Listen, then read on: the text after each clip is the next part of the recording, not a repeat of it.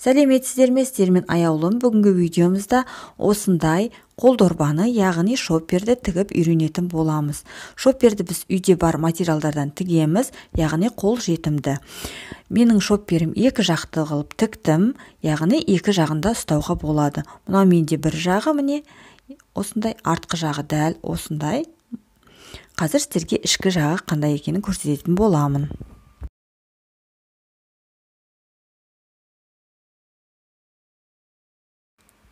Екінші жағы осындай болып шықты, бір түсті.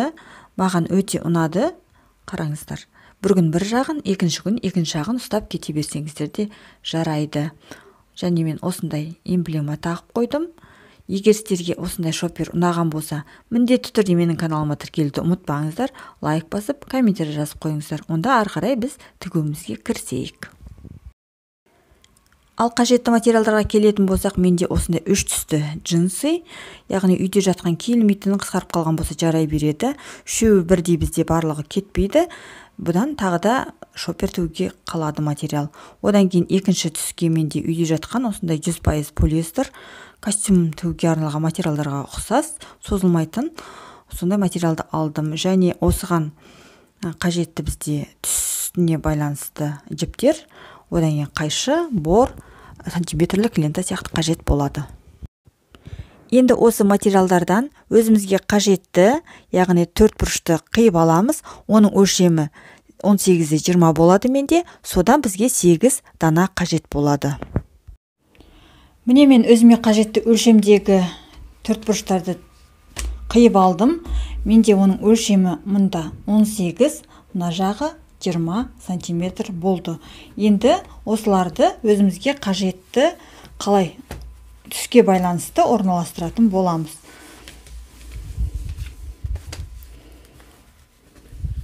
Осылай тігінен орналастырамын мен.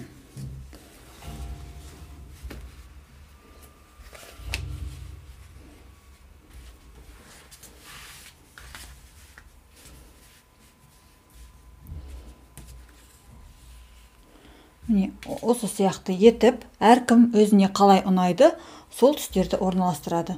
Одан кейін қазір мына екеуін бір-біріне тігетін боламыз. Одан кейін мына екеуін, сосын мына ортасын бір-біріне тігеміз. Енді төрт бұрышымызды алып, оның оң жағын бір-біріне беттестіреміз де, тігінен осылай машинкамен жүргізіп шығамыз.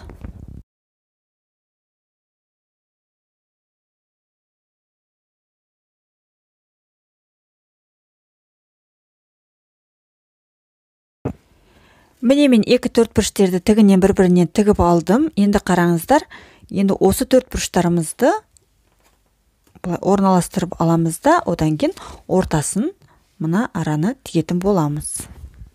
Яғни оң жағын бір-біріне беттестіреміз де, осылай тігіп шығамыз. Одан кейін келесі төрт бұрышты де дәл солай жасайтын боламыз. Міне алдыңғы артқы төрт бұрыштарды бір-біріне тігіп алдық. Тігіп алғаннан кейін мына тігістерді жатқыза отырып, яғни ортасын аша отырып, үтіктеп шығатын боламыз. Төрт бұрыштардың барлығы менде тігілді, артқы жағындағы тігістері үтіктелді. Енді екеуін бір-біріне беттестіріп, яғни оң жағын бір-біріне беттестіре отырып, мына шетін тігіп шығамыз.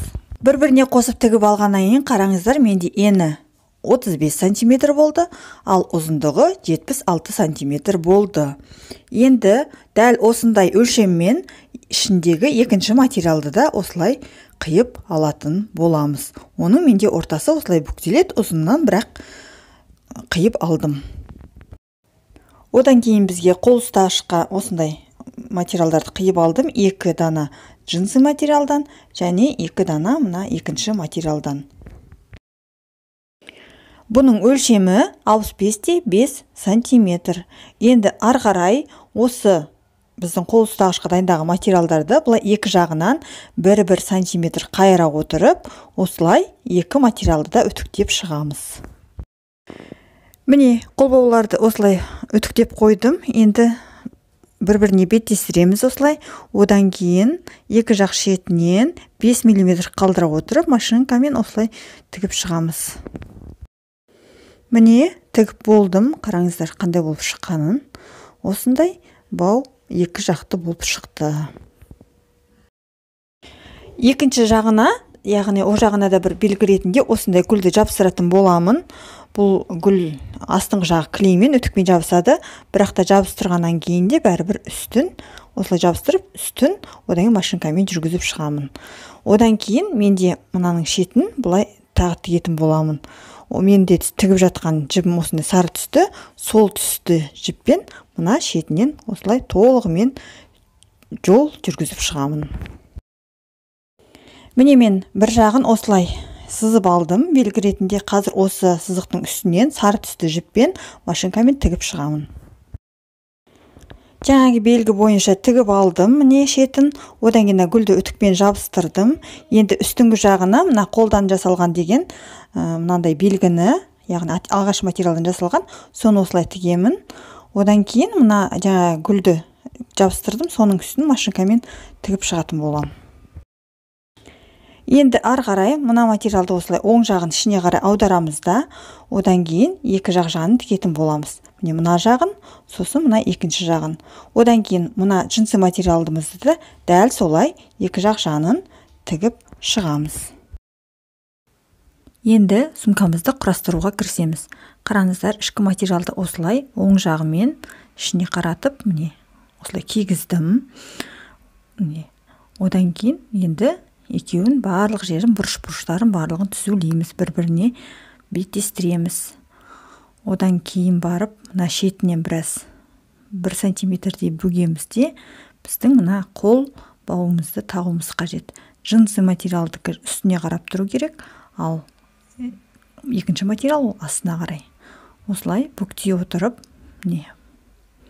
қол бауды тағып аламыз осылай.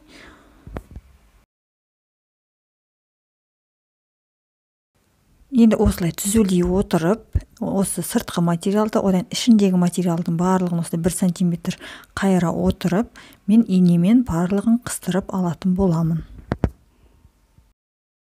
Міне мен инемен қыстырып алдым бір жағын, енді екінші жағын дәл осындай етіп, міне артқы жағындағы қолбауын, екі қолбау бірдей болуы қажет.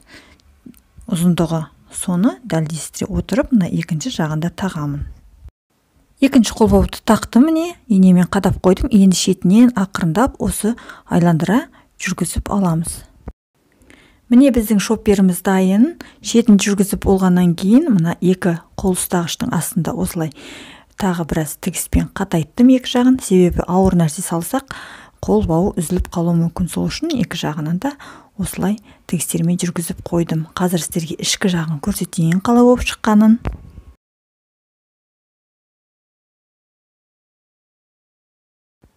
Екінші жағы міне осындай болып шықты, әдемі болған сияқты. Егер де сіздерге менің осындай тігін және тоқымаларым ұнаған болса, міндетті түрде менің каналыма тіркелуді ұмытпаңыздар, лайк басып, комментарий жазып қойыңыздар. Алда мен сіздермен әлі талай видеолармен бөлісетін боламын. Сіздермен болған аяулым. Келесі видеоларда жүздескенше.